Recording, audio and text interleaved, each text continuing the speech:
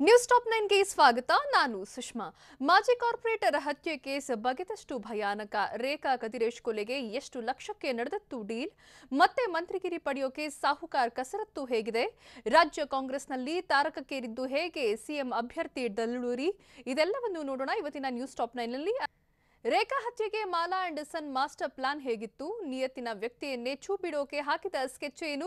ಖಾಕಿ ತನಿಖೆಯಲ್ಲಿ ಬಯಲಾಗ್ತಿರೋ ರಕ್ತ ರಾಜಕೀಯಗಳೇನು? ಇದೆಲ್ಲವನ್ನು ನೋಡೋಣ ರೇಖಾ ಕದಿರೇಶ್ ಹತ್ಯೆ ನ್ಯೂಸ್ ಟಾಪ್ 9 ನಲ್ಲಿ. ಮಾಜಿ ಕಾರ್ಪೊರೇಟರ್ ರೇಖಾ ಕದಿರೇಶ್ ಬರ್ಬರ ಹತ್ಯೆ ಪ್ರಕರಣದ ಅಸಲಿ ಕಹಾನಿ ಬಯಲಾಗಿದೆ. ರೇಖಾ ಕದಿರೇಶ್ ಕೊಲೆ ಪಕ್ಕಾ ಪೊಲಿಟಿಕಲ್ ಮರ್ಡರ್ ಆಗಿದ್ದು, ಫ್ಯಾಮಿಲಿ ಒಳಗೆ ನಡೆದಂತ ರಕ್ತ ರಾಜಕೀಯದ ಅಸಲಿ ಸತ್ಯ ಬಹಿರಂಗವಾಗಿದೆ. ರೇಖಾಳನ್ನ ಚುಚ್ಚಿ ಕೊಂದಿದಂತ ಪೀಟರ್ ಕದಿರೇಶ್ನ ಬಲಗೆ ಬಂಟನಾಗಿದ್ದು, 45 ವರ್ಷದ ಪೀಟರ್ ಸರಿಸುಮಾರು 20 ವರ್ಷದಿಂದ ಜೊತೆಗಿದ್ದ. ಕದಿರೇಶ್ ಹೇಳಿದ್ದನ್ನ ಚಾಚು ತಪ್ಪದೆ ಮಾಡ್ತಿದ್ದ ನಿಯತ್ತಿನ ವ್ಯಕ್ತಿ ಪೀಟರ್ ಇದೀಗ ರೇಖಾಳನ್ನ ಬರ್ಬರವಾಗಿ ಕೊಂದಿದ್ದಾನೆ.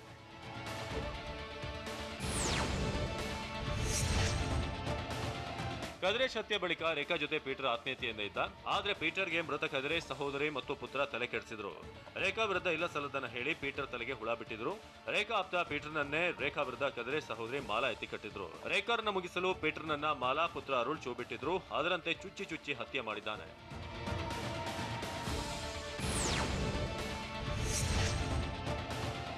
ಒಂಡಮನೆ ಒಡತಿಯನ್ನೇ ಏಟು ಪೀಟರ್ ಮುಗಿಸಿದ್ದಾನೆ. ಪೀಟರ್ ಮನಸ್ಸಲ್ಲಿ ದ್ವೇಷದ ಕಿಚ್ಚು ಹಬ್ಬಿಸಿದ್ದ ಮಾಲಾ ಮತ್ತು ಅರುಳ್ ಅಧಿಕಾರದ ಹಪಾಪಿಗಾಗಿ ರೇಖಾ ಕದಿರೇಶ್ ವಿರುದ್ಧವೇ ಷಡ್ಯಂತ್ರ ಮಾಡಿದ್ರು. ಅಲ್ಲದೆ ಕದಿರೇಶ್ ಹತ್ಯೆ ನಂತರ ರೇಖಾ ಸರಿಯಾಗಿ ಹಣ ಕೊಡದ ಬಗ್ಗೆ ಪೀಟರ್ಗೂ ಬೇಸರ ಇತ್ತು. ಅಲ್ಲದೆ ಕದಿರೇಶ್ ಕೊಲಿಸಿದ್ದು ರೇಖಾ ಎಂದು ಮಾಲಾ ಮತ್ತು ಅರುಳ್ ನಂಬಿಸಿದ್ರು.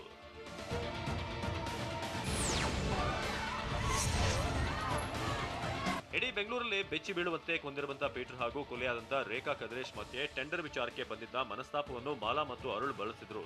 ಇಬ್ಬರ ವೈಮನಸ್ಸನ್ನೇ ಬಂಡವಾಳವಾಗಿಸಿಕೊಂಡಿದ್ದ ಮಾಲಾ ಮತ್ತು ಅರುಳ್ ಪೀಟರ್ನನ್ನೇ ಮುಂದೆ ಬಿಟ್ಟು ರೇಖಾರನ್ನ ಮುಗಿಸುವಂತ ಸ್ಕೆಚ್ ಹಾಕಿದ್ರು. ತಂತ್ರಗಾರಿಕೆ ಮಾಡಿಯೇ ರೇಖಾ ಕದಿರೇಶ್ ಕತೆ ಮುಗಿಸಿದ್ರು.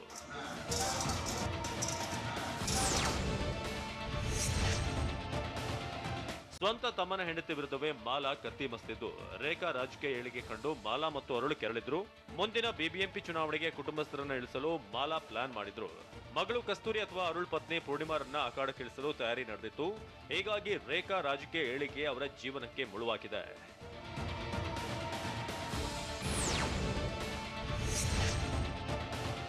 ಬಿಬಿಎಂಪಿ ಚುನಾವಣೆಗೆ ನಿಲ್ಲಲು ರೇಖಾ ಕದಿರೇಶ್ ರೆಡಿ ಆಗುತ್ತಿದ್ರು. ಬಿಜೆಪಿಯಿಂದ ಈ ಬಾರಿಯೂ ರೇಖಾಗೆ ಟಿಕೆಟ್ ಪಕ್ಕ ಆಗಿತ್ತು. ಆದ್ರೆ ಬಿಎಸ್ಪಿಯಿಂದ ಚುನಾವಣೆಗೆ ಸ್ಪರ್ಧಿಸಲು ಮಾಲಾ ಪ್ಲಾನ್ ಮಾಡಿದ್ರು. ಚುನಾವಣೆಗೆ ಸಿದ್ಧತೆ ನಡೆಸಿರುವಾಗಲೇ ಮಾಲಾ ಪ್ಲಾನ್ಗೆ ರೇಖಾ ವರ್ಚಸ್ಸು ಅಡ್ಡಿಯಾಗಿತ್ತು. ರೇಖಾ ಅಡ್ಡಿಯಾಗ್ತಿದ್ರಿಂದ ಕೆರಳಿದಂತ ಮಾಲಾ ಮತ್ತು ಅರುಳ್ ರೇಖಾಳನ್ನ ಮುಗಿಸುವಂತ ಪ್ಲಾನ್ ಮಾಡಿದ್ರು.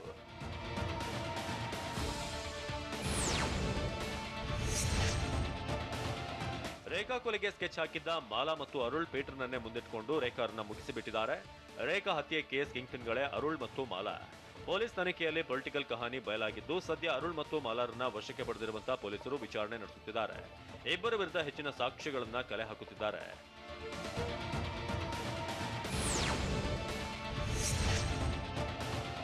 ರೇಖಾ ಕದಿರೇಶ್ ಹತ್ಯೆ ಪ್ರಕರಣ ಸಂಬಂಧ ಪೊಲೀಸರು 5 ಆರೋಪಿಗಳನ್ನ ಬಂಧಿಸಿದ್ದಾರೆ. ಪೀಟರ್ ಸೂರ್ಯನನ್ನ ಗುಂಡು ಹೊಡೆದು ಬಂಧಿಸಿದಂತ ಪೊಲೀಸರು ಉಳಿದ ಆರೋಪಿಗಳಾದ ಪುರುಷೋತ್ತಮ್, ಅಜಯ್ ಮತ್ತು ಸ್ಟೀಫನ್ ರನ್ನ ಕೂಡ ಬಂಧಿಸಿದ್ರು.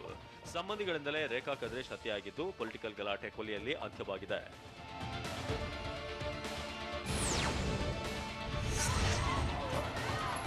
ಮಾಜಿ ಕಾರ್ಪೊರೇಟರ್ ರೇಖಾ ಕದಿರೇಶ್ ಕೊಲೆಯ ಭೀಕರ ದೃಶ್ಯ ಮೊಬೈಲ್ನಲ್ಲಿ ಸೆರೆಯಾಗಿದ್ದು ಬೆಚ್ಚಿ ಬೀಳುವಂತಿದೆ. ರೇಖಾಗೆ ಪೀಟರ್ ಮತ್ತು ಸೂರ್ಯ ಚಾಕು ಇರಿದು ಹತ್ಯೆಗೈದಿದ್ದು, ಪೀಟರ್ ಸೂರ್ಯಗೆ ಸಾಥ್ ಕೊಟ್ಟಿದ್ದ ಅಜಯ್ ಸ್ಟೀಫನ್ ಹತ್ಯೆ ವೇಳೆ ಯಾರು ಅಡ್ಡ ಬರದಂತೆ ನಿಂತಿದ್ರು. ಮತ್ತೊಬ್ಬ ಆರೋಪಿ ಪುರುಷೋತ್ತಮ್ ಸ್ಥಳದಲ್ಲೇ ಸಿಸಿ ಕ್ಯಾಮೆರಾನ ತಿರುಗಿಸಿದ್ದ.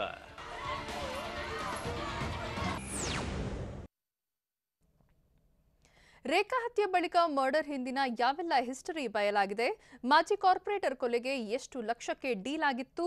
ಹಂತಕರ ಎಸ್ಕೇಪ್ಗೆ ಮಾಲಾ ಕುಟುಂಬ ಏನೆಲ್ಲ ಪ್ಲಾನ್ ಮಾಡಿತ್ತು? ಇದೆಲ್ಲವನ್ನು ನೋಡೋಣ ಮರ್ಡರ್ ಮಿಸ್ಟ್ರಿ ನ್ಯೂಸ್ ಟಾಪ್ 9 ನಲ್ಲಿ. ರೇಖಾ ಹತ್ಯೆ ಬಳಿಕ ಮರ್ಡರ್ ಹಿಂದಿನ ಹಿಸ್ಟರಿ ಬಯಲಾಗ್ತಾ ಇದೆ. ಮಾಜಿ ಕಾರ್ಪೊರೇಟರ್ ನೆತ್ತರು ಹರಿಸಿದವರು ಕಾಕಿ ಮುಂದೆ ಹಲವು ವಿಚಾರಗಳನ್ನ ಬಾಯಿ ಬಿಟ್ಟಿದ್ದು, ಹಂತಕರು ಅಂದರ್ ಆದ್ಮೇಲೆ ಹತ್ಯೆ ಕೇಸ್ಗೆ ರಣರೋಚಕ ಟ್ವಿಸ್ಟ್ ಸಿಗ್ತಾ ಇದೆ. ಲಂಬು ಪೀಟರ್, ಸೂರ್ಯ, ಸ್ಟೀಫನ್ ರ ಪಾತ್ರಗಳೇನು? ಮರ್ಡರ್ಗೆ ಡೀಲ್ ಆಗಿದ್ದ ಹಣವಾದ್ರೂ ಎಷ್ಟು ಅನ್ನೋದು ಬಹಿರಂಗವಾಗಿದೆ.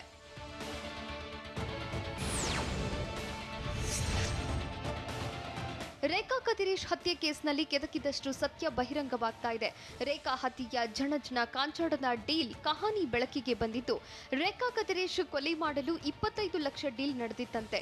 ರೇಖಾ ಹಂತಕರಿಗೆ ಕದಿರೇಶ್ ಸಹೋದರಿ 25 ಲಕ್ಷ ಕೊಡಲು ಮುಂದಾಗಿದ್ರಂತೆ. ಆದರೆ ಮಾಲಾ ಕುಟುಂಬ ಕೊನೆಗೆ 10 ಲಕ್ಷ ಹಣವನ್ನಷ್ಟೇ ಹೊಂದಿಸಿತ್ತಂತೆ.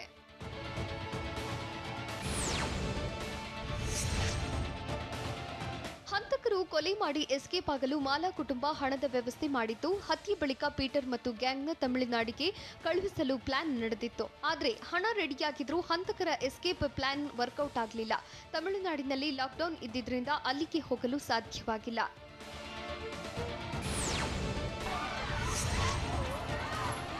ಹಾಡಹಗಲೇ ಮಾಜಿ ಕಾರ್ಪೊರೇಟರ್ ರೇಖಾ ಕದಿರೇಶ್ನನ್ನ ಹತ್ಯೆ ಮಾಡಿದ್ದ ಸೂರ್ಯ ಮತ್ತು ಪೀಟರ್ ತಮಿಳುನಾಡಿಗೆ ಎಸ್ಕೇಪ್ ಆಗಲು ಪ್ಲಾನ್ ಮಾಡಿದ್ರು. ಆದರೆ ಪೊಲೀಸರು ಬೆನ್ನತ್ತಿದ್ರಿಂದ ಆಟೋದಲ್ಲಿ ಸುತ್ತಾಡಿದ್ರು. ತಮಿಳುನಾಡಿಗೆ ಹೋಗಲಾಗದೆ ಮತ್ತೆ ಬೆಂಗಳೂರಿಗೆ ವಾಪಸ್ ಆಗಿ ಆಟೋದಲ್ಲಿ ಸುತ್ತಾಡಿ ಸುಂಕದಕಟ್ಟೆಗೆ ಬಂದಿದ್ರು. ಕೊನೆಗೆ ನಿರ್ಜನ ಪ್ರದೇಶದಲ್ಲಿ ಗುಂಡು ಹಾಕುತ್ತಿದ್ದ ಸೂರ್ಯ ಮತ್ತು ಪೀಟರ್ಗೆ ಗುಂಡೇಟು ನೀಡಿ ಪೊಲೀಸರು ಅರೆಸ್ಟ್ ಮಾಡಿದ್ರು.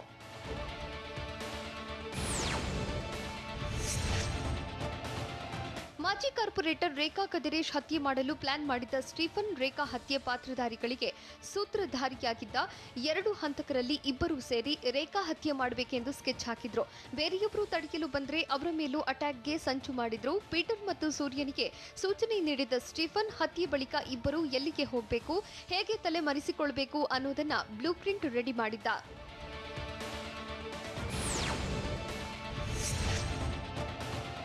ರೇಖಾ ಕೊಲೆ ಪ್ರಕರಣದ ಮತ್ತೊಬ್ಬ ಆರೋಪಿ ಆಟೋ ಡ್ರೈವರ್ ಡಿಸೋಜಾ ಪತ್ತೆಗೆ ಪೊಲೀಸರು ಬಲೆ ಬೀಸಿದ್ದಾರೆ. ಪೀಟರ್, ಸೂರ್ಯನನ್ನ ಆಟೋದಲ್ಲಿ ಸುತ್ತಾಡಿಸಿದ್ದ ಡಿಸೋಜಾ ರೇಖಾ ಹತ್ಯೆ ಬಳಿಕ ಪೀಟರ್ ಮತ್ತು ಸೂರ್ಯನಿಗೆ ಸಹಾಯ ಮಾಡಿದ್ದ.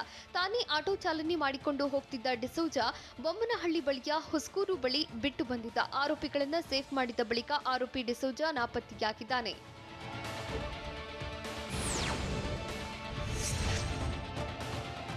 ರೇಖಾ ಕದಿರೇಶ್ ಹತ್ಯೆ ಕೇಸ್ನಲ್ಲಿ ಮತ್ತೊಂದು ಟ್ವಿಸ್ಟ್ ಸಿಕ್ಕಿದ್ದು, ಕದಿರೇಶ್ ಹಂತಕರನ್ನ ಕೊಂದವರೇ ರೇಖಾಗೂ ಗತಿ ಕಾಣಿಸಿದ್ದಾರೆ. ಅರೆಸ್ಟ್ ಆದ ಪುರುಷೋತ್ತಮ್ ಕ್ರೈಮ್ ಹಿಸ್ಟರಿ ಬಯಲಾಗಿದ್ದು, ಕದಿರೇಶ್ ಹತ್ಯೆ ರಿವೇಜ್ ತೀರಿಸಿಕೊಂಡವರೇ ರೇಖಾ ಹತ್ಯೆ ಮಾಡಿದ್ದಾರೆ. 2018ರಲ್ಲಿ ಕದಿರೇಶ್ನನ್ನ ಶೋಭನ್ ಬರ್ಬರವಾಗಿ ಹತ್ಯೆ ಮಾಡಿದ್ದ. ಶೋಭನ್ ಮರ್ಡರ್ ಕೇಸ್ನಲ್ಲಿ ಪುರುಷೋತ್ತಮ್ ಅರೆಸ್ಟ್ ಆಗಿದ್ದ.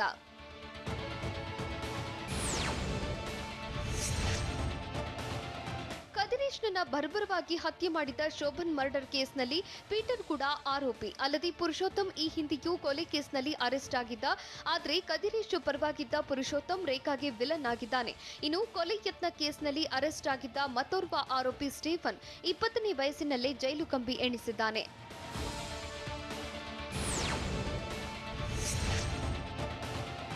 ರೇಖಾ ಕದಿರೇಶ್ ಹಂತಕರಿಗೆ ರಾತ್ರಿ ಇಡೀ ಪೊಲೀಸರು ಗ್ರಿಲ್ ಮಾಡಿದ್ದಾರೆ. ರೇಖಾ ಹತ್ಯೆ ಹಿಂದಿನ ಕಾರಣ ಪತ್ತೆ ಹಚ್ಚುತ್ತಿರುವ ಪೊಲೀಸರು ಹಲವು ಆಯಾಮಗಳಲ್ಲಿ ರೇಖಾ ತನಿಖೆ ಮುಂದುವರೆಸಿದ್ದಾರೆ. ರಾಜಕೀಯ, ಕೌಟುಂಬಿಕ ಗಲಾಟೆ, ಹಣದ ವ್ಯವಹಾರ ಸೇರಿದಂತೆ ಹಲವು ಹಿನ್ನೆಲೆಗಳಲ್ಲಿ ವಿಚಾರಣೆ ಮಾಡ್ತಿದ್ದಾರೆ. ಈಗಾಗಲೇ ಮಹತ್ವದ ಮಾಹಿತಿ ಬಾಯಿಬಿಟ್ಟಿರೋ ಆರೋಪಿಗಳು ರೇಖಾ ಪತಿ ಕದಿರೇಶ್ ಸಹೋದರಿ ಮಾಲಾ ಪಾತ್ರದ ಬಗ್ಗೆ ತಿಳಿಸಿದ್ದಾರೆ ಅಂತ ಹೇಳಲಾಗ್ತಿದೆ. ದೆಹಲಿ ಬಳಿಕ ರಾಜ್ಯದಲ್ಲಿ ಎಲ್ಲಿ ಅಪರೂಪದ ಏನೇ ಕಾಯಿಲೆ ಪತ್ತೆಯಾಗಿದೆ? ಮಕ್ಕಳನ್ನ ಹೇಗೆಲ್ಲ ಕಾಡುತ್ತೆ ಗೊತ್ತಾ ಡೇಂಜರಸ್ ರೋಗ? ಮಕ್ಕಳ ತೂಕದ ಲೆಕ್ಕದಲ್ಲಿ ಕೊಡುವ ಔಷಧದ ಬೆಲೆ ಎಷ್ಟು ಗೊತ್ತಾ? ಇದೆಲ್ಲವನ್ನು ನೋಡೋಣ ಕ್ರೂರಿ ಏನೆಕ್ ನ್ಯೂಸ್ ಟಾಪ್ 9ನಲ್ಲಿ. ದೇಶವನ್ನ ಇನ್ನಿಲ್ಲದಂತೆ ಕಾಡ್ತಿರೋ ಕೊರೋನಾ ದಿನೇ ದಿನೇ ಅವತಾರ ಬದಲಿಸುತ್ತಿದೆ. ದೊಡ್ಡವರ ಜೀವ ಹಿಂಡಿದ ಬಳಿಕ ಮಕ್ಕಳಿಗೂ ಕಂಟಕವಾಗಿ ಕಾಡ್ತಿದ್ದು, ಕೊರೋನಾ ಬಂದು ಗುಣಮುಖವಾದ್ರೂ ನೆಮ್ಮದಿಯೇ ಇಲ್ಲದಂತಾಗಿದೆ. ಮಕ್ಕಳನ್ನೇ ಟಾರ್ಗೆಟ್ ಮಾಡಿ ಏನೆಕ್ ಅಟ್ಯಾಕ್ ಮಾಡ್ತಿದ್ದು, ಕೊರೋನಾ ರೂಪಾಂತರಿಯಿಂದ ಏನೆಕ್ ಎಂಬ ಹೊಸ ರೋಗ ಪತ್ತೆಯಾಗಿದೆ.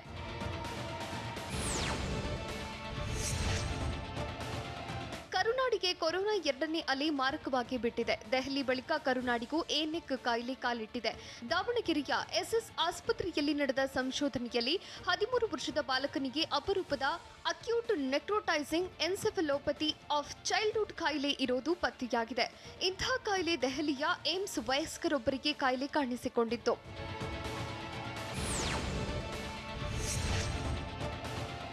ದೆಹಲಿ ಬಳಿಕ ಕರ್ನಾಟಕದಲ್ಲೂ ಏನೆಕ್ ಕಾಯಿಲೆ ಪತ್ತೆಯಾಗಿದೆ. ದಾವಣಗೆರೆಯ ಎಸ್ಎಸ್ ಆಸ್ಪತ್ರೆಯಲ್ಲಿ ನಡೆದ ವೈದ್ಯಕೀಯ ಸಂಶೋಧನೆಯಲ್ಲಿ ಕಾಯಿಲೆ ಇರೋದು ದೃಢಪಟ್ಟಿದೆ. ವಿಜಯನಗರ ಜಿಲ್ಲೆ ಹೂವಿನಹಡಗಲಿಯ ಬಾಲಕನಲ್ಲಿ ಪತ್ತೆಯಾಗಿದೆ. ವಯಸ್ಕರೊಬ್ಬರ ಬಳಿಕ ಬಾಲಕನಲ್ಲಿ ರೋಗ ಕಾಣಿಸಿಕೊಂಡಿದ್ದು ತೀವ್ರ ಆತಂಕ ಮೂಡಿಸಿದೆ.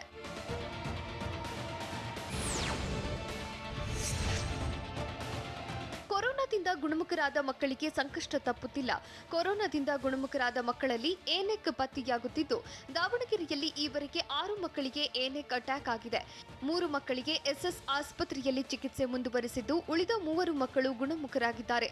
ಆದರೆ ಏನೆಕ್ಗೆ ತುತ್ತಾಗಿರೋ ಓರ್ವ ಬಾಲಕನ ಸ್ಥಿತಿ ಗಂಭೀರವಾಗಿದೆ. ಏನೆಕ್ ಸೋಂಕು ಪತ್ತೆಯಾಗಿರೋ ಬಗ್ಗೆ ದಾವಣಗೆರೆಯ ಎಸ್ಎಸ್ ಆಸ್ಪತ್ರೆ ನಿರ್ದೇಶಕರು ಮಾಹಿತಿ ನೀಡಿದ್ದಾರೆ. ಹಲವು ಮಕ್ಕಳಿಗೆ ಕೊರೋನಾ ಸೋಂಕಿನ ಲಕ್ಷಣಗಳೇ ಇರಲ್ಲ. ಅಂತ ಮಕ್ಕಳಿಗೆ ಸೂಕ್ತವಾದ ಚಿಕಿತ್ಸೆ ನೀಡಿರೋದಿಲ್ಲ.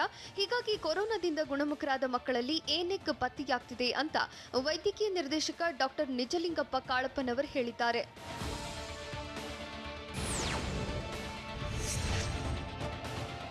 ಏನೆಕ್ ಕಾಯಿಲೆಗೆ ತುತ್ತಾದ ಮಕ್ಕಳ ಚಿಕಿತ್ಸೆ ದುಬಾರಿಯಾಗಿದೆ. ಮಗುವಿನ ತೂಕಕ್ಕೆ ತಕ್ಕಂತೆ ಇಮ್ಯುನೋಗ್ಲೋಬುಲಿನ್ ಔಷಧಿ ನೀಡಲಾಗ್ತಿದೆ. ಔಷಧಿಗೆ 5 ಗ್ರಾಂಗೆ 14,000 ರೂಪಾಯಿಗಳಿದ್ದು, ಮಗು 30 ಕೆಜಿ ಇದ್ರೆ 75,000ದಿಂದ 1 ಲಕ್ಷ ವೆಚ್ಚವಾಗುತ್ತೆ. ಏನೆಕ್ ಕಾಯಿಲೆ ಪತ್ತೆಯಾದ ತಕ್ಷಣ ಮಕ್ಕಳಿಗೆ ವೈದ್ಯಕೀಯ ಪರೀಕ್ಷೆ ಮಾಡಲಿದ್ದು, ಯಾವ ಅಂಗದ ಮೇಲೆ ದಾಳಿ ಮಾಡಿದೆ ಅನ್ನೋದನ್ನ ಪತ್ತೆ ಹಚ್ಚಬೇಕಾಗುತ್ತೆ. ಏನೆಕ್ ಕಾಯಿಲೆ ಮಕ್ಕಳಲ್ಲಿ ಕಾಣಿಸಿಕೊಂಡಿರೋದು ಇದೇ ಮೊದಲು. ಹೀಗಾಗಿ ಕಾಯಿಲೆ ಬಗ್ಗೆ ಇಂಡಿಯನ್ ಮೆಡಿಕಲ್ ಜರ್ನಲ್ನಲ್ಲಿ ದಾಖಲು ಮಾಡಲಾಗಿದೆ. ಯಾವುದೇ ಕಾಯಿಲೆ ಬಂದರೂ ಮೆಡಿಕಲ್ ಜರ್ನಲ್ನಲ್ಲಿ ರೆಕಾರ್ಡ್ ಮಾಡಲಾಗ್ತಿದೆ. ಆದರೆ ಮಕ್ಕಳಿಗೆ ಈ ಕಾಯಿಲೆ ಬಂದಿದ್ದು ಎಲ್ಲಿಯೂ ದಾಖಲಾಗಿಲ್ಲ. ಹೀಗಾಗಿ ಮಕ್ಕಳಲ್ಲಿ ಈ ಕಾಯಿಲೆ ಕಾಣಿಸಿಕೊಂಡಿರೋದು ಇದೇ ಮೊದಲಾಗಿದೆ.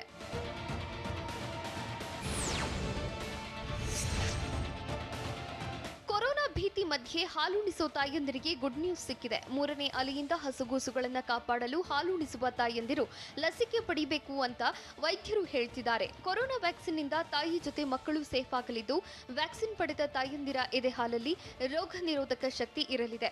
ತಾಯಂದಿರ ಎದೆಹಾಲಿನಿಂದ ಮಕ್ಕಳಲ್ಲೂ ರೋಗ ನಿರೋಧಕ ಶಕ್ತಿ ವೃದ್ಧಿಯಾಗಲಿದೆ.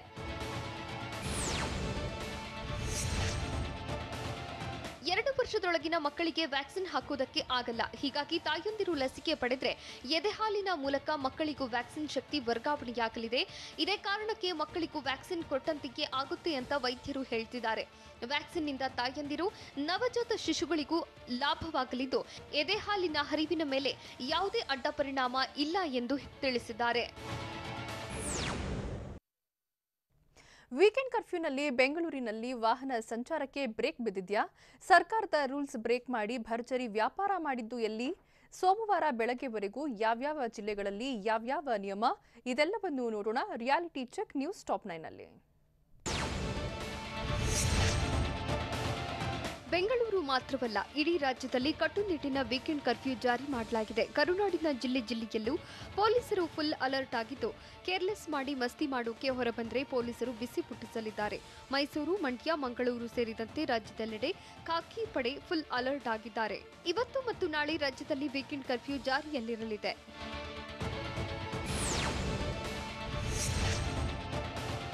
ವೀಕೆಂಡ್ ಕರ್ಫ್ಯೂ ಜಾರಿಯಲ್ಲಿದ್ದರೂ ಬೆಂಗಳೂರಲ್ಲಿ ಜನರ ಬೇಕಾಬಿಟ್ಟಿ ಓಡಾಟಕ್ಕೆ ಬ್ರೇಕ್ ಬಿದ್ದಿಲ್ಲ. ಅಗತ್ಯ ವಸ್ತುಗಳ ಖರೀದಿಗೆ ಮಧ್ಯಾಹ್ನ 2 ಗಂಟೆವರೆಗೆ ಅವಕಾಶ ನೀಡಿರುವುದರಿಂದ ಬೆಂಗಳೂರಲ್ಲಿ ವಾಹನಗಳ ಓಡಾಟ ಮಿತಿ ಮೀರಿದೆ. ಟೌನ್ ಹಾಲ್ ಮುಂಭಾಗ ಎಂದಿನಂತೆ ವಾಹನಗಳು ಓಡಾಡ್ತಿವೆ.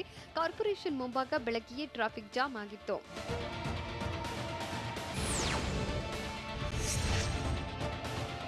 ಇಂದು 2ನೇ ಹಂತದ ಅನ್ಲಾಕ್ನ ಮೊದಲ ವೀಕೆಂಡ್ ಆಗಿದ್ದು, ಇಂದು ಮತ್ತು ನಾಳೆ ಅಗತ್ಯ ವಸ್ತುಗಳ ಖರೀದಿಗೆ ಮಾತ್ರ ಅವಕಾಶ ನೀಡಿದ್ದಾರೆ. ಹೀಗಾಗಿ ಕೆಆರ್ ಮಾರ್ಕೆಟ್ ಸುತ್ತಮುತ್ತ ವ್ಯಾಪಾರ ವಹಿವಾಟು ಜೋರಾಗಿತ್ತು. ಹೂವು ಹಣ್ಣು ಖರೀದಿ ಮಾಡೋದ್ರಲ್ಲಿ ಜನರು ಬ್ಯುಸಿಯಾಗಿದ್ರು. ಕಲಾಸಿಪಾಳ್ಯ ರಸ್ತೆ, ಎಸ್ಜೆಪಿ ರೋಡ್, ಮಾರ್ಕೆಟ್ ರಸ್ತೆಯಲ್ಲಿ ವ್ಯಾಪಾರಕ್ಕೆ ಅವಕಾಶ ನೀಡಲಾಗಿತ್ತು.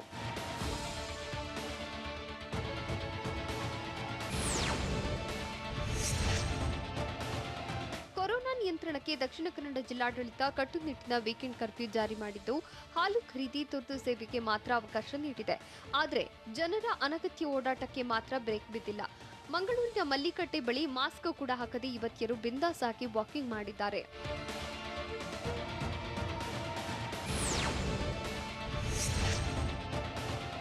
ಕೋಟೆನಾಡು ಚಿತ್ರದ ಚಿತ್ರದುರ್ಗದ ಜನ ಕೊರೋನಾ ರೂಲ್ಸ್ ಬ್ರೇಕ್ ಮಾಡಿದ್ದಾರೆ.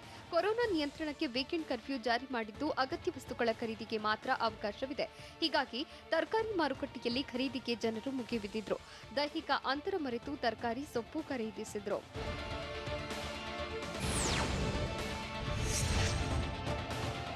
ಗದಗ ನಗರದಲ್ಲಿ ವೀಕೆಂಡ್ ಕರ್ಫ್ಯೂ ನಡುವೆ ಜನ ಜಾತ್ರೆಗೆ ಸೇರಿತ್ತು. ತರಕಾರಿ ಖರೀದಿಗೆ ಮುಗಿಬಿದ್ದಿದ್ದ ಜನರು ಕೋವಿಡ್ ರೂಲ್ಸ್ ಬ್ರೇಕ್ ಮಾಡಿದ್ರು.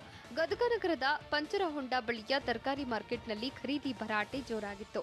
ವೀಕೆಂಡ್ ನಿಯಮ ಉಲ್ಲಂಘಿಸಿ ದೈಹಿಕ ಅಂತರ ಮರೆತು ಮಾಸ್ಕ್ ಹಾಕದೆ ತರಕಾರಿ ಖರೀದಿಗಾಗಿ ಜನ ಜಾತ್ರೆಗೆ ಸೇರಿದ್ರು. ನಿಯಂತ್ರಿಸದೆ ಅಧಿಕಾರಿಗಳು ನಿರ್ಲಕ್ಷ್ಯ ತೋರಿದ್ರು.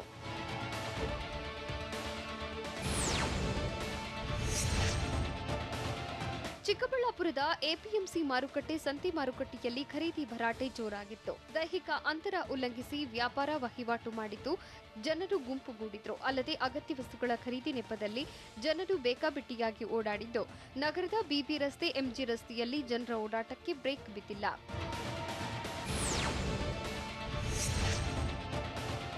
ಬೀದರ್ನಲ್ಲಿ ವೀಕೆಂಡ್ ಕರ್ಫ್ಯೂ ಮಧ್ಯೆ ಬಸ್ಗಳು ಓಡಾಡುತ್ತಿದ್ರೂ ಪ್ರಯಾಣಿಕರೇ ಬರ್ತಾ ಇಲ್ಲ. ಬೀದರ್ನಿಂದ ರಾಜ್ಯದ ವಿವಿಧ ಜಿಲ್ಲೆಗಳಿಗೆ ಹೈದರಾಬಾದ್, ಮಹಾರಾಷ್ಟ್ರಕ್ಕೆ ಬಸ್ಗಳು ಓಡಾಡ್ತಿವೆ. ಆದರೆ ಬಸ್ ನಿಲ್ದಾಣ ಪ್ರಯಾಣಿಕರಿಲ್ಲದೆ ಬಿಕೋ ಎನ್ನುತ್ತಿದೆ. ಕೊರೋನಾ ಹಾಗೂ ವೀಕೆಂಡ್ ಕರ್ಫ್ಯೂ ಇರೋದ್ರಿಂದ ಅಂತರ್ ಜಿಲ್ಲೆ, ಅಂತರ್ ರಾಜ್ಯ ಪ್ರಯಾಣಕ್ಕೆ ಜನರು ಹಿಂದೇಟು ಹಾಕ್ತಿದ್ದಾರೆ.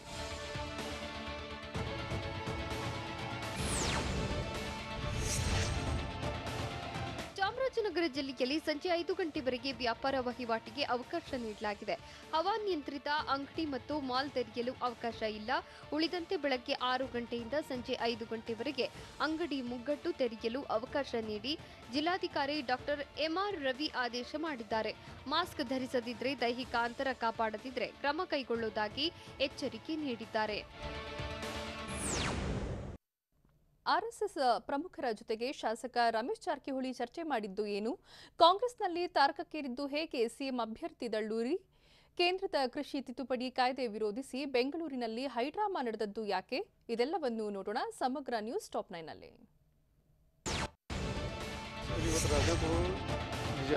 ರಾಜೀನಾಮೆ ಬಗ್ಗೆ ಮಾತನಾಡಿದ ಮಾಜಿ ಸಚಿವ ರಮೇಶ್ ಜಾರಕಿಹೊಳಿ ರಾಜಕೀಯದಲ್ಲಿ ಮತ್ತೆ ಸಂಚಲನ ಮೂಡಿಸಿದ್ದಾರೆ. ನಿನ್ನೆ ಸುತ್ತೂರು ಮಠಕ್ಕೆ ಭೇಟಿ ನೀಡಿದ್ದ ಸಾಹುಕಾರ್ ಇಂದು ಆರ್ಎಸ್ಎಸ್ ಪ್ರಮುಖರ ಮನೆ ಕದ ತಟ್ಟಿದ್ದಾರೆ. ಅಥಣಿಯ ಆರ್ಎಸ್ಎಸ್ ಪ್ರಮುಖ ಅರವಿಂದ್ ರಾವ್ ದೇಶಪಾಂಡೆ ಜೊತೆ ಮಾತುಕತೆ ನಡೆಸಿದ್ದಾರೆ. ಸುಮಾರು ಅರ್ಧ ಗಂಟೆಗಳ ಕಾಲ ಚರ್ಚೆ ನಡೆಸಿದ್ದು ಮಾಧ್ಯಮಗಳಿಗೆ ಯಾವುದೇ ಪ್ರತಿಕ್ರಿಯೆ ನೀಡಿಲ್ಲ.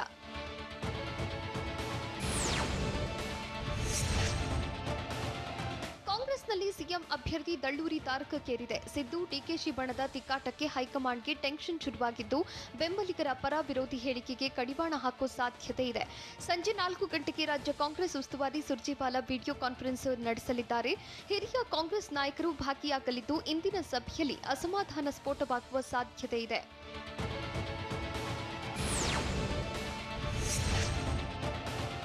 ಮುಂದಿನ ಸಿಎಂ ಸಿದ್ದರಾಮಯ್ಯ ಎಂಬ ಹೇಳಿಕೆಗಳಿಗೆ ಕಡಿವಾಣ ಹಾಕಲು ಹಿರಿಯ ಕಾಂಗ್ರೆಸ್ ನಾಯಕರು ರಾಜ್ಯ ಕಾಂಗ್ರೆಸ್ ಉಸ್ತುವಾರಿ ಸುರ್ಜೇವಾಲಾ ಬಳಿ ಮನವಿ ಸಲ್ಲಿಸುವ ಸಾಧ್ಯತೆ ಇದೆ. ಅಲ್ಲದೆ ಕೆಪಿಸಿಸಿ ಅಧ್ಯಕ್ಷ ಡಿಕೆ ಶಿವಕುಮಾರ್ ಕಾರ್ಯವೈಖರಿಗೂ ಕಾಂಗ್ರೆಸ್ನ ಕೆಲ ನಾಯಕರು ಅಸಮಾಧಾನಗೊಂಡಿದ್ರು. ಹೀಗಾಗಿ ಈ ವಿಚಾರದ ಬಗ್ಗೆಯೂ ನಾಯಕರು ಪ್ರಸ್ತಾಪ ಮಾಡುವ ನಿರೀಕ್ಷೆ ಇದ್ದು ಇಂದಿನ ಕಾಂಗ್ರೆಸ್ ಸಭೆ ತೀವ್ರ ಕುತೂಹಲ ಮೂಡಿಸಿದೆ.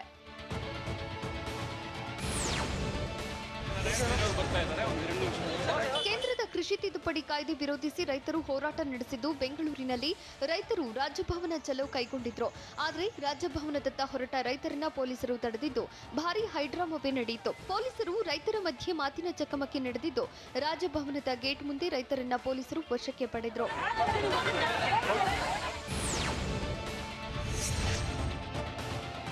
ಸೋಂಕಿತರ ಹೆಸರಲ್ಲಿ ಖಾಸಗಿ ಆಸ್ಪತ್ರೆಗಳು ವಸೂಲಿ ಮಾಡ್ತಾ ಇದ್ದು ಚಿಕಿತ್ಸೆ 13 ಲಕ್ಷ ರೂಪಾಯಿ ಬಿಲ್ ಮಾಡಿದ್ದಾರೆ. ಅರ್ಧ ಬಿಲ್ ಕಟ್ಟಿದ್ರು, ಕಿರಿಕ್ ಮಾಡಿದ್ದು ಬಾಕಿ ಶುಲ್ಕ ಕಟ್ಟಿದ್ರೆ ರೋಗಿಯನ್ನ ಡಿಸ್ಚಾರ್ಜ್ ಮಾಡ್ತೇವೆ, ಇಲ್ಲದಿದ್ರೆ ಡಿಸ್ಚಾರ್ಜ್ ಮಾಡಲ್ಲವೆಂದು ಸ್ಪರ್ಶ್ ಆಸ್ಪತ್ರೆ ಸಿಬ್ಬಂದಿ ಹೇಳಿದ್ದಾರೆ ಅಂತ ಆರೋಪಿಸಲಾಗಿದೆ. ಆದರೆ ನಮ್ಮ ಬಳಿ ಹಣವಿಲ್ಲ, ಹೀಗಾಗಿ ರೋಗಿಯನ್ನ ನೀವೇ ಇಟ್ಕೊಳ್ಳಿ ಎಂದು ಆಸ್ಪತ್ರೆಯಲ್ಲಿ ರೋಗಿಯನ್ನ ಕುಟುಂಬಸ್ಥರು ಬಿಟ್ಟು ಹೋಗಿದ್ದಾರೆ.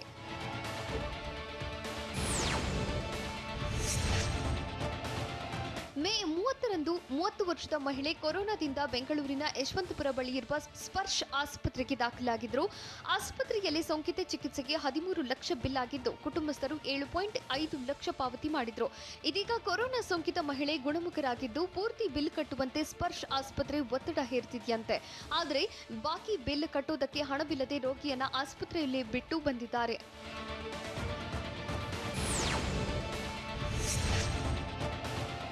ರಾಜ್ಯದಲ್ಲಿ ಶಾಲಾರಂಭಕ್ಕೆ ಕೌಂಟೌನ್ ಶುರುವಾದಂತೆ ಕಾಣುತ್ತಿದೆ. ಕೊರೋನಾ ಪಾಸಿಟಿವಿಟಿ 3% ಕಡಿಮೆ ಇರೋ ಜಿಲ್ಲೆಯಲ್ಲಿ ಶಾಲೆ ಆರಂಭವಾಗುವ ಸಾಧ್ಯತೆ ಇದೆ. ಡಾಕ್ಟರ್ ದೇವಿ ಪ್ರಸಾದ್ ಶೆಟ್ಟಿ ವರದಿಯಂತೆ ಶಾಲೆ ಆರಂಭಕ್ಕೆ ಚಿಂತನೆ ನಡೆಸಲಾಗಿದೆ.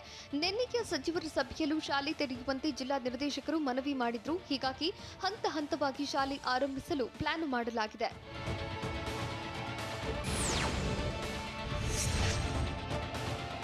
ಕೊರೋನಾ 3ನೇ ಅಲೆ ಭೀತಿ ನಡುವೆ ವಿದ್ಯಾಗಮ ಶುರುವಾಗುವ ಸಾಧ್ಯತೆಗಳಿವೆ. ಹೊಸ ರೂಪದಲ್ಲಿ ವಿದ್ಯಾಗಮ ಯೋಜನೆ ಜಾರಿಗೆ ಸಿದ್ಧತೆ ನಡೆಸಿದ್ದು ರಾಜ್ಯದಲ್ಲಿ ಮತ್ತೆ ವಿದ್ಯಾಗಮ ಆರಂಭಕ್ಕೆ ಸಚಿವರು ಪ್ಲಾನ್ ಮಾಡಿದ್ದಾರೆ.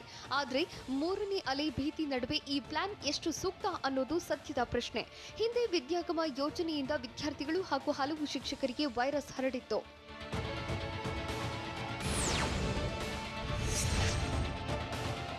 ಕೊರೋನಾ 3ನೇ ಅಲೆಗೆ ಮಕ್ಕಳೇ ಟಾರ್ಗೆಟ್ ಅಂತ ಈಗಾಗಲೇ ತಜ್ಞರು ಎಚ್ಚರಿಕೆ ನೀಡಿದ್ದು ಸಂದಿಗ್ಧ ಪರಿಸ್ಥಿತಿಯಲ್ಲಿ ಸ್ವಲ್ಪ ಏರುಪೇರಾದ್ರೂ ಕಂಟಕ ಕಾದಿದೆ. ಆದರೆ ಮತ್ತೆ ಈಗ ವಿದ್ಯಾಗಮ ಪುನರಾರಂಭಕ್ಕೆ ಪ್ಲಾನ್ ಮಾಡಿದ್ದು ಸ್ವಲ್ಪ ಯಾಮಾರಿದ್ರು ಮತ್ತದೇ ಪರಿಸ್ಥಿತಿ ಉದ್ಭವಿಸುವ ಆತಂಕ ಕಾಡ್ತಾ ಇದೆ. ಈ ಮೊದಲು ವಿದ್ಯಾಗಮ ತರಗತಿ ವೇಳೆ ಹಲವರನ್ನ ಕೊರೋನಾ ಬಲಿ ಪಡೆದಿತ್ತು. ಆಗ ತಕ್ಷಣ ಯೋಜನೆಗೆ ಶಿಕ್ಷಣ ಇಲಾಖೆ ಬ್ರೇಕ್ ಹಾಕಿತ್ತು. ಬಲಗೈಗೆ 3 ಹೊಲಿಗೆ ಹಾಕಿಸಿಕೊಂಡಿರೋ ಇಶಾಂತ್ ಶರ್ಮಾ ಇಂಗ್ಲೆಂಡ್ ಟೆಸ್ಟ್ ಸರಣಿ ವೇಳೆ ಫಿಟ್ ಆಗ್ತಾರಾ? ವಿರಾಟ್ ಕೊಹ್ಲಿಗೆ ಗ್ರೇಮ್ ಸ್ವಾನ್ ಬೆಂಬಲ ಸೂಚನೆ ಕೊಟ್ಟಿದ್ದು ಹೇಗೆ? ಅಪ್ಪು ಮುಂದಿನ ಚಿತ್ರದ ಬಗ್ಗೆ ನಿರ್ದೇಶಕ ಕೃಷ್ಣ ನೀಡಿದ ಸ್ಪಷ್ಟನೆ ಏನು? ಇದೆಲ್ಲವನ್ನು ನೋಡೋಣ ಎಂಟರ್ಟೈನ್ಮೆಂಟ್ ನ್ಯೂಸ್ ಟಾಪ್ 9 ನಲ್ಲಿ.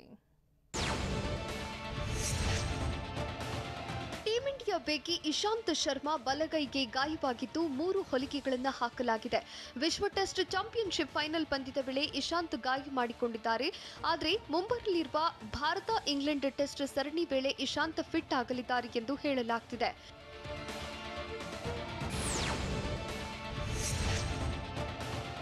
ವಿಶ್ವ ಟೆಸ್ಟ್ ಚಾಂಪಿಯನ್ಶಿಪ್ನ ಫೈನಲ್ ಪಂದ್ಯದಲ್ಲಿ ಸೋತ ನಂತರ ಟೀಂ ಇಂಡಿಯಾ ನಾಯಕತ್ವದ ಚರ್ಚೆ ಶುರುವಾಗಿದೆ. ಕೊಹ್ಲಿ ಬದಲಿಗೆ ಬೇರೆ ಯಾರಿಗಾದರೂ ನಾಯಕತ್ವ ಪಟ್ಟ ನೀಡಿ ಎಂಬ ಅಭಿಪ್ರಾಯಗಳು ಕೇಳಿ ಬಂದಿದೆ. ಆದರೆ ಇಂಗ್ಲೆಂಡ್ ಮಾಜಿ ಆಟಗಾರ ಗ್ರೇಮ್ ಸ್ವಾನ್ ವಿರಾಟ್ ನಾಯಕತ್ವಕ್ಕೆ ಸಂಪೂರ್ಣ ಬೆಂಬಲವನ್ನ ನೀಡಿದ್ದಾರೆ. ಕೊಹ್ಲಿ ಸಾಧಿಸಿದ ಸಾಧನೆಗೆ ಗ್ರೇಮ್ ಸ್ವಾನ್ ಸಂಪೂರ್ಣವಾಗಿ ಬೆಂಬಲವನ್ನು ವ್ಯಕ್ತಪಡಿಸಿದ್ದಾರೆ.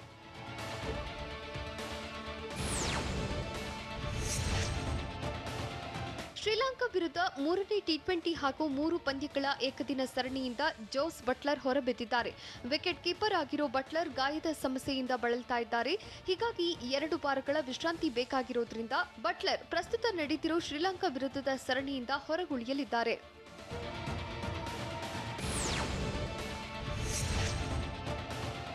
ಆಲ್ರೌಂಡರ್ ರವೀಂದ್ರ ಜಡೇಜಾರನ್ನ ಮಾಜಿ ಆಟಗಾರ ಸಂಜಯ್ ಮಂಜ್ರೇಕರ್ ಮತ್ತೆ ಕೆಣಕಿದ್ದಾರೆ. ಟೆಸ್ಟ್ ಚಾಂಪಿಯನ್ಶಿಪ್ ಫೈನಲ್ ಪಂದ್ಯದಲ್ಲಿ ಜಡೇಜಾ ಅವರನ್ನ ಆಡುವ ಬಳಗಕ್ಕೆ ಸೇರಿಸಿಕೊಂಡಿದ್ದು ತಂಡದ ಹಿನ್ನಡೆಗೆ ಕಾರಣವಾಯಿತು ಎಂದು ಮಂಜ್ರೇಕರ್ ಹೇಳಿದ್ದಾರೆ. ಬ್ಯಾಟಿಂಗ್ನ ಕಾರಣಕ್ಕೆ ಜಡೇಜಾ ಸೇರಿಸಿಕೊಳ್ಳಲಾಗಿತ್ತು. ಆದರೆ ಆ ಯೋಜನೆ ತಂಡಕ್ಕೆ ಹಿನ್ನಡೆಯಾಗಿದೆ ಎಂದು ಮಂಜ್ರೇಕರ್ ತಿಳಿಸಿದ್ದಾರೆ.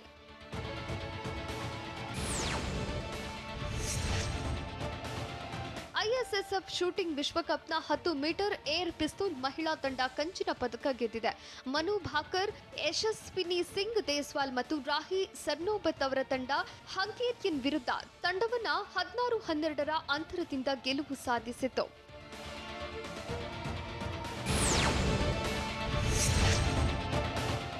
ತಮ್ಮ ಚಾರಿಟೇಬಲ್ ಟ್ರಸ್ಟ್ ಮೂಲಕ ನಟ ಕಿಚ್ಚ ಸುದೀಪ್ ಮತ್ತೊಂದು ಮಹತ್ತರ ಕಾರ್ಯ ಮಾಡಲು ಸಜ್ಜಾಗಿದ್ದಾರೆ. ಕೊರೋನಾ 3ನೇ ಅಲೆ ಮಕ್ಕಳನ್ನ ಬಾಧಿಸುತ್ತೆ ಅಂತ ಹೇಳಲಾಗ್ತಿದೆ. ಹಾಗಾಗಿ ಮಕ್ಕಳಲ್ಲಿ ಪೌಷ್ಟಿಕಾಂಶ ಹೆಚ್ಚಿಸೋ ಗುರಿ ಹೊಂದಲಾಗಿದೆ. 10 ವರ್ಷದೊಳಗಿನ ಬಡ ಮಕ್ಕಳಿಗೆ ಪೌಷ್ಟಿಕ ಆಹಾರ ಪೂರೈಕೆ ಮಾಡಲು ಮುಂದಾಗಿದ್ದಾರೆ. ಆಹಾರದ ಕೊರತೆ ಇರೋ ಮಕ್ಕಳ ಮನೆ ಬಾಗಿಲಿಗೆ ನೇರವಾಗಿ ಆಹಾರ ತಲುಪಿಸೋ ಕಾರ್ಯ ಮಾಡಲಾಗ್ತಿದೆ.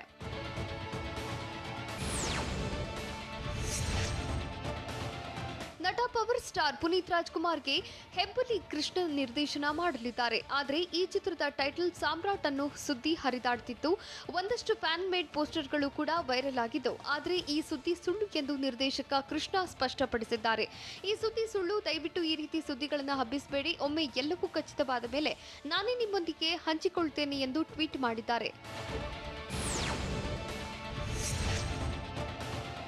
ಸಾಮಾಜಿಕ ಜಾಲತಾಣದಲ್ಲಿ ತಮಿಳು ನಟ ವಿಜಯ್ ಮತ್ತು ಶಾರುಖ್ ಖಾನ್ ಹೆಚ್ಚು ಸದ್ದು ಮಾಡುತ್ತಿದ್ದಾರೆ. ವಿಜಯ್ ಅಭಿಮಾನಿಯೊಬ್ಬ ಶಾರುಖ್ ಬಳಿ ವಿಜಯ್ ಬಗ್ಗೆ ಏನಾದರೂ ಹೇಳಿ ಎಂದು ಟ್ವಿಟರ್ನಲ್ಲಿ ಕೇಳಿಕೊಂಡಿದ್ದ. ಅದಕ್ಕೆ ಉತ್ತರಿಸಿದ ಶಾರುಖ್, ವಿಜಯ್ ವೆರಿ ಕೂಲ್ ಅಂತ ರಿಪ್ಲೈ ಮಾಡಿದ್ದಾರೆ. ಶಾರುಖ್ ಪ್ರತಿಕ್ರಿಯೆಗೆ ವಿಜಯ್ ಅಭಿಮಾನಿಗಳು ಜೈಕಾರ ಹಾಕಿದ್ದಾರೆ.